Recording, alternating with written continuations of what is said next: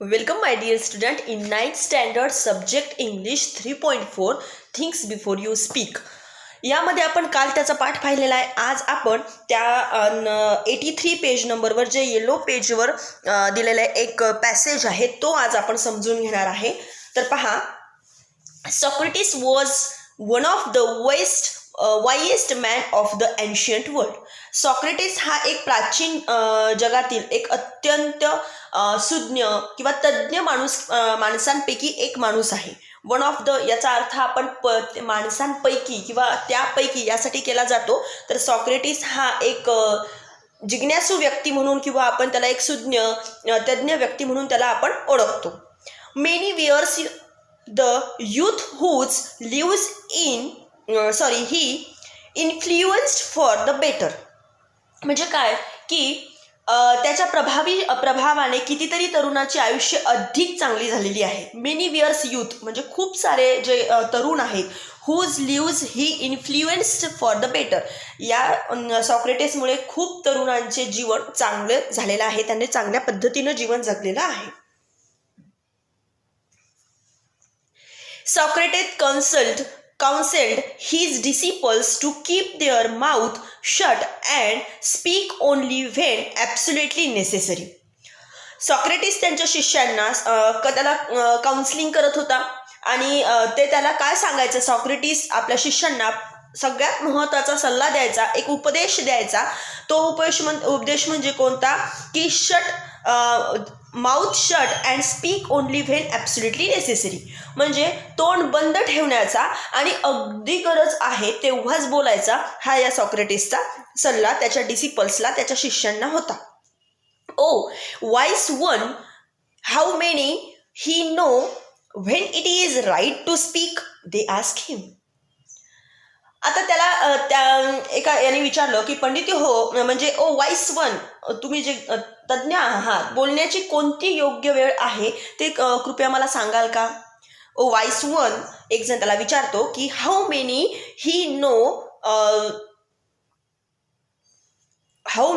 We know when it is right to speak.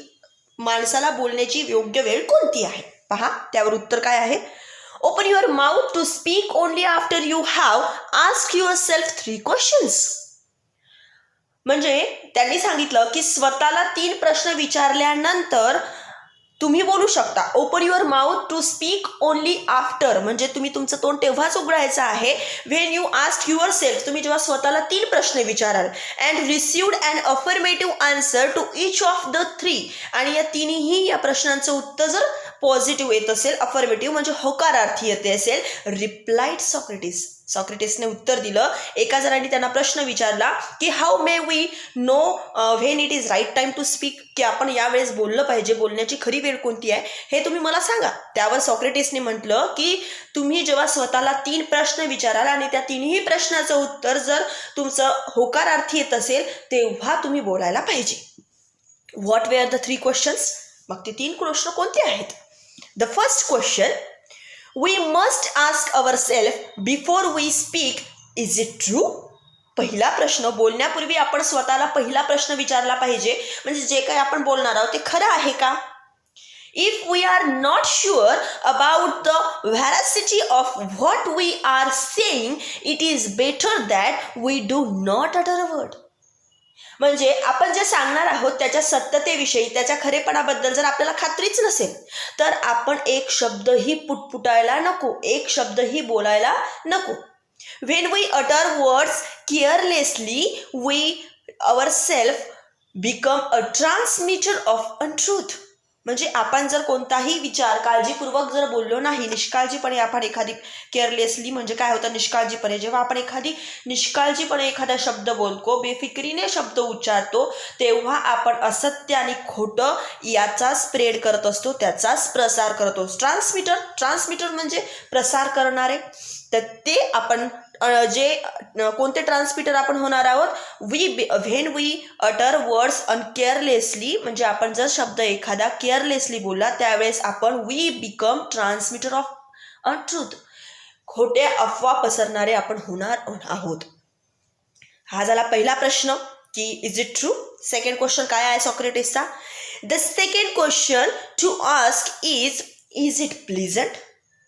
दुसरा प्रश्न तो विचारायचा की तो आनंददायक आहे का, जेव्हा आपण बोलणार आहे ते दुसऱ्यांना आनंददायक आहेत का किंवा ते आनंददायक आहेत का. Many are empty remarks and vain statements that people make the in idleness and hurt others. म्हणजे पुष्कळसे शब्द, निरर्थक बोललेले शब्द, एखादं विधान, एखादे वाक्य आपण जेव्हा दुसऱ्याला बोलतो त्यावेळेस वी हर्ट टू अदर, त्यावेळेस आपण दुसऱ्याला दुखवत असतो. आणि तसे वाक्य आपण बोलायला हवं का? No. It is better that these unpleasant words remain unspoken. त्यापेक्षा जे आपल्याला दुसऱ्यांना दुःख देणार आहेत हे शब्द बोलण्याचा योग्य जे अनप्लीजंट म्हणजे जे आनंदी न देणारे आहेत, जे दुसऱ्यांना हार्म करणार आहेत, दुःख देणार आहेत, ते शब्द अनस्पोकनच राहिलेले बरे. तुम्हाला आठवते का आपण थिंग्स बिफोर यू स्पीक मध्ये अनस्पोकन वर्ड म्हणजे काय पाहिलं होतं? तर what is the unspoken word? पहा, अनस्पोकन वर्ड म्हणजे काय होतं की they are things you want to say, म्हणजे तुम्ही त्याचा विचार तर करता, तुमच्या डोक्यात आहे, बट रिमेन अनसेड, म्हणजे तुमच्या डोक्यात आहे, तुम्हाला मनात आलेलं आहे की मी असं बोलू, पण तुम्ही अजून ते बोललेलं नाही. That is unspoken word. त्याला काय म्हटलं जाते? अनस्पोकन वर्ड म्हटल्या जाते. आणि म्हणून सॉक्रेटिस म्हणतो दुसऱ्या प्रश्नामध्ये की इज इट प्लीजंट, ते आनंदीदायी आहे का? जर ते नसेल तर मग the unpleasant words you have to make remain unspoken, म्हणजे तुम्हाला ते अनस्पोकनच ठेवायचे आहेत.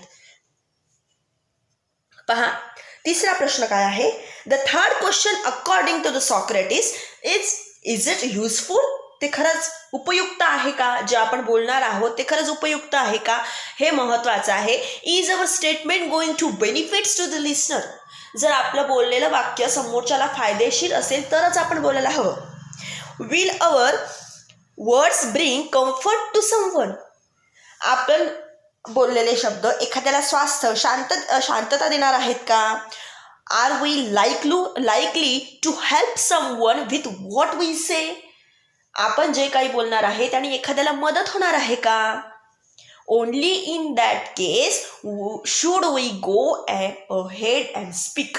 म्हणजे जर आपल्याला या 3 प्रश्नांचं उत्तर मिळालं, is it true, second question is it pleasant, third question is it useful, या तिन्ही प्रश्नाचं उत्तर when we will get affirmative answer, that time we have to speak, त्यावेळेस आपल्याला बोलायला हवं. नक्कीच या सॉक्रेटिसचा हा जो तुम्हाला पेज नंबर 83 वर आलेला एक छोटासा पॅसेजमधून दिलेला, त्याने छान दिलेलं त्याचं मत आहे, हे आपण जीवनात नक्कीच अवलंबायला हवं.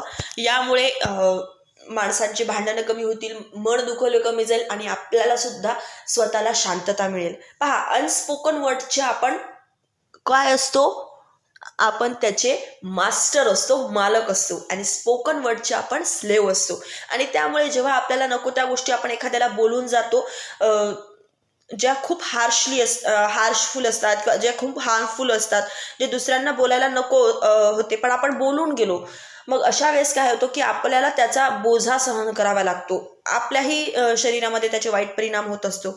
त्यामुळे नेहमी आपण दुसऱ्यांसाठी चांगलेच वाक्य बोलायला हवे. जर एखाद्या वेळेस राग आला तर तो स्वतःच गिळून टाकायला हवा आणि दुसऱ्याला फक्त आनंद द्यायला हवा, कारण की जेणेकरून आपण सुद्धा आनंदी राहू. आशा करते तुम्हाला माझा हा पॅसेज समजला असेल. मनापासून धन्यवाद.